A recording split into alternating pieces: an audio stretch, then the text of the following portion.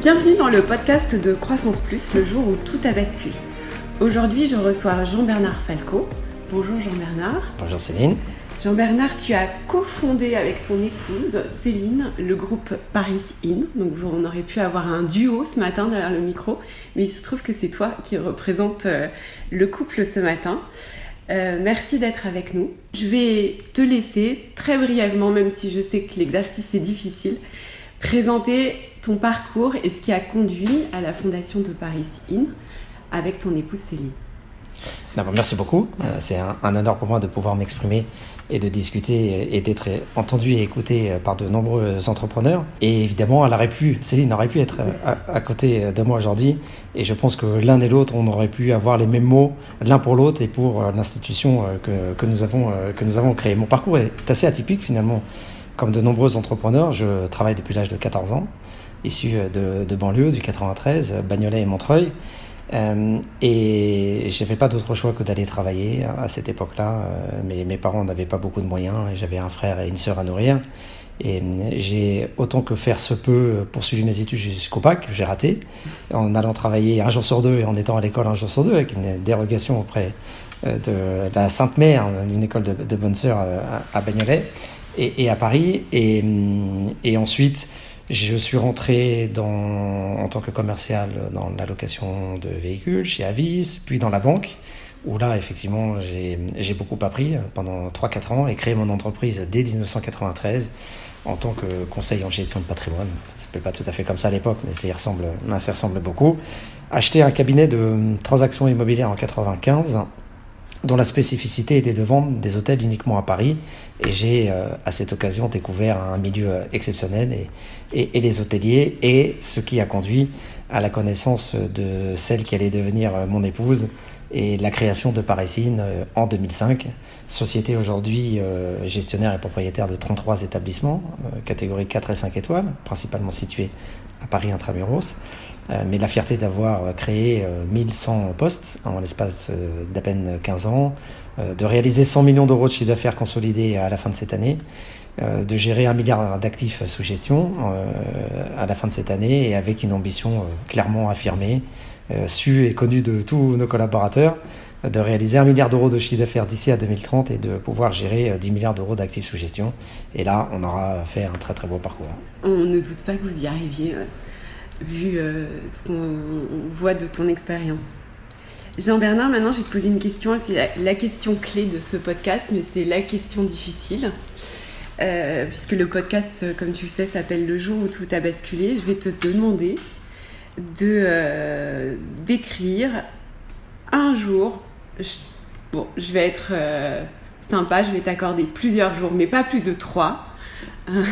Quel est le jour ou les 3 jours qui ont fait dans ton parcours que tout a basculé?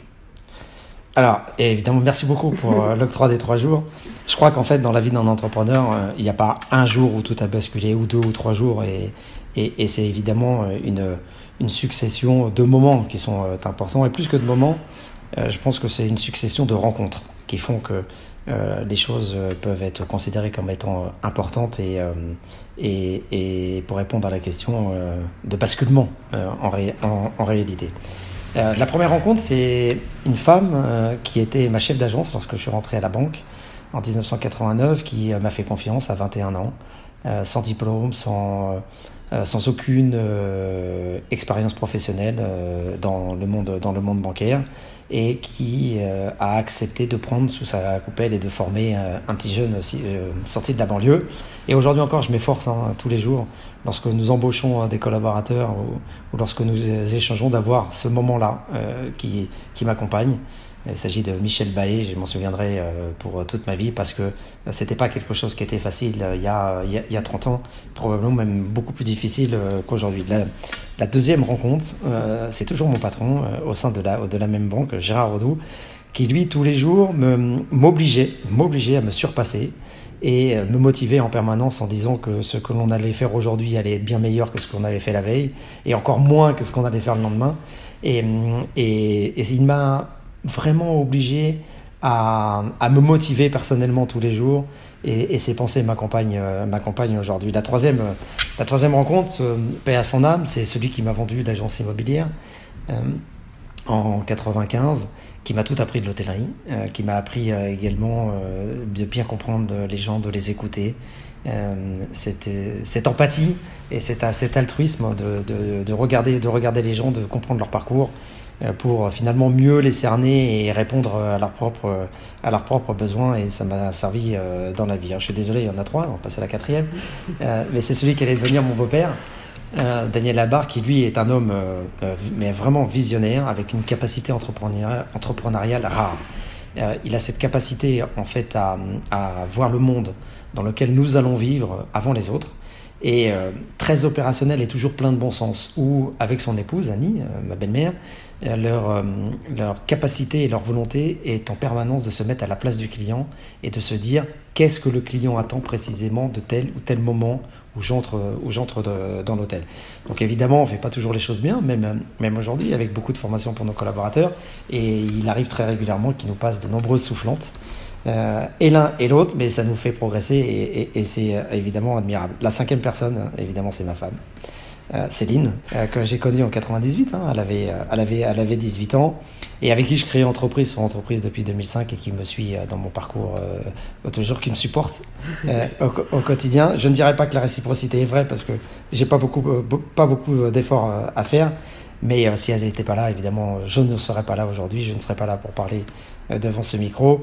Et sa vision du monde de l'hôtellerie, sa capacité à vouloir faire vivre à nos clients la meilleure expérience hôtelière, les 4e génération d'hôteliers, héritée de ses parents, donc, mais pas que, puisque évidemment elle a sa propre vision des choses, et sa capacité à vouloir encore une fois faire vivre à nos clients la meilleure expérience possible, et vraiment son attitude tous les jours est conduite par ça, et surtout aussi à sa capacité à lire dans la personnalité des femmes et des hommes qui nous entourent et avec qui nous avons l'habitude d'échanger, finalement à se remettre en cause, en nous obligeant tous les uns les autres à nous-mêmes nous remettre en cause, et à comprendre l'homme et la femme, bien sûr.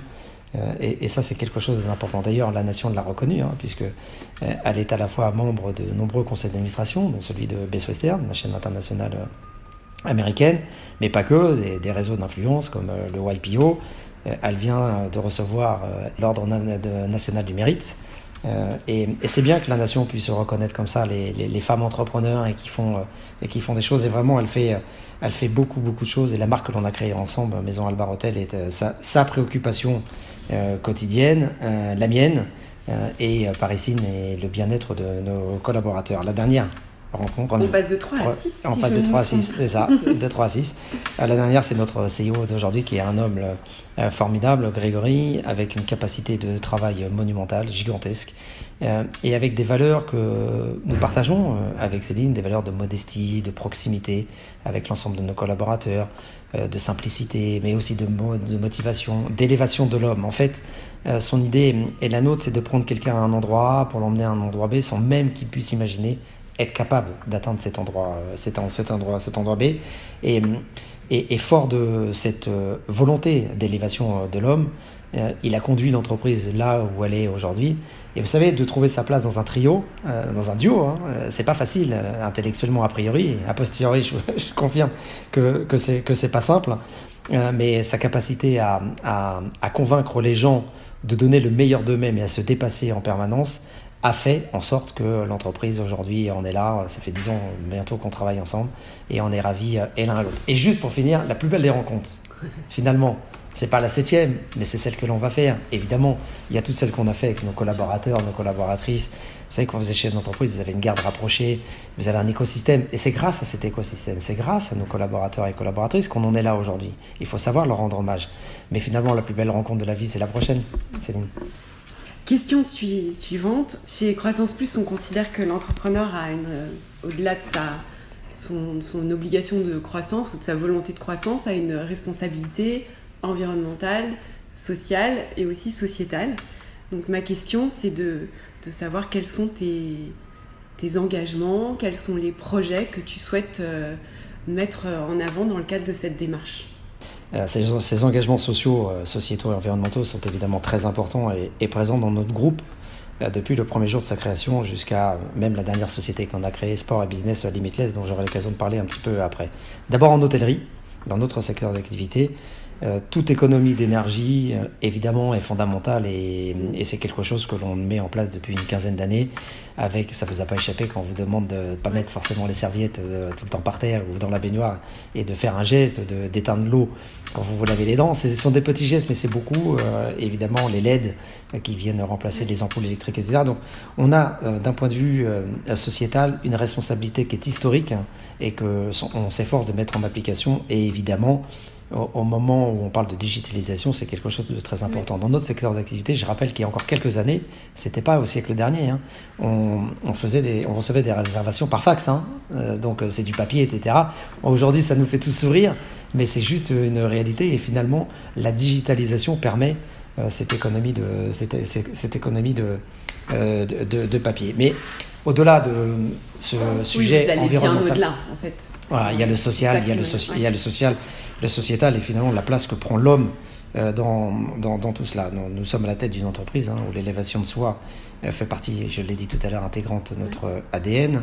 70% de nos collaborateurs sont issus de la région parisienne et de milieux plutôt difficiles. On est dans un secteur d'activité où effectivement on a cette chance de pouvoir faire travailler des gens issus de milieux sociaux et sociétaux difficiles. Mais au-delà de faire travailler cette population, on a, depuis la création de l'entreprise, considéré que le sport était une valeur sociale et sociétale et pour nous forcément à l'impact sociétal le plus significatif et le plus important. C'est la raison pour laquelle j'ai mis en place, moi, avec la bénédiction de mon épouse, Céline Edmanseyo, une filiale sportive en 2014 et j'ai emmené avec nous courir 55 personnes, le marathon de New York, une première fois, avec une centaine de personnes, donc une logistique très puissante. En 2015, on a laissé, évidemment, on s'est ressourcé financièrement, puis en 2016, on a réitéré cette opération avec 121 personnes cette fois-ci, 200 personnes à accompagner à New York, c'était quelque chose d'exceptionnel. Et vous savez, quand vous avez la chance de franchir la ligne de Central Park avec ces gens-là et que vous les voyez fondre en larmes, finalement, ils ne fondent pas en larmes parce qu'ils ont mal, bien qu'ils aient mal.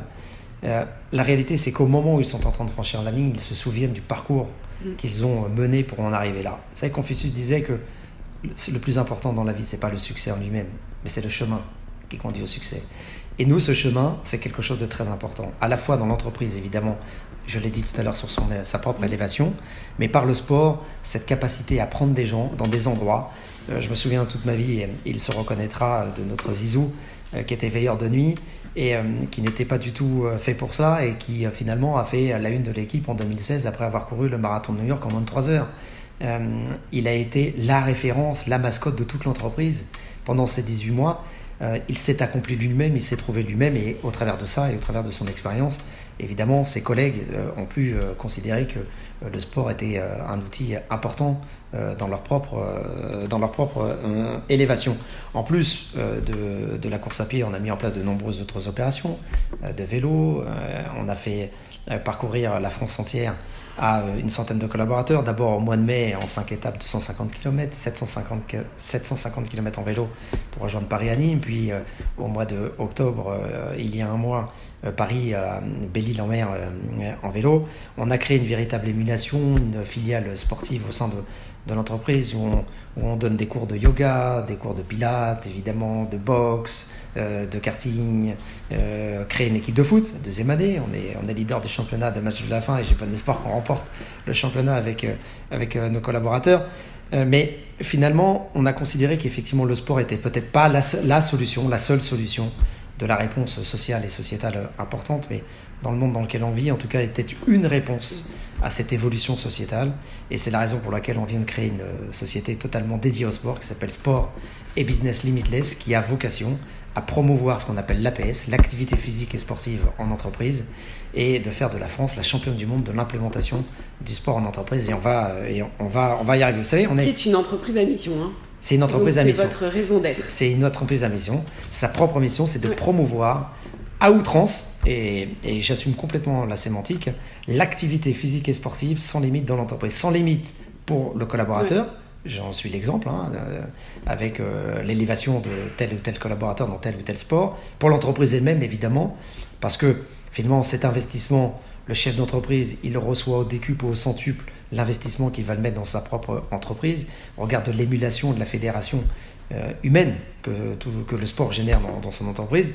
Et puis sans limite pour la société, puisque je ne fais pas de dessin, une population en bonne santé est forcément une population moins coûteuse, par définition, socialement, qu'une population qui n'est pas en bonne santé. Donc on a tous les acteurs à y gagner. Et cette société à mission a vraiment vocation à faire en sorte que tous les entrepreneurs, les gars, mesdames, changez un peu et bougez votre boîte, c'est très important. Et implémenter le sport dans votre boîte, vous allez voir, ça va être quelque chose de tout à fait exceptionnel.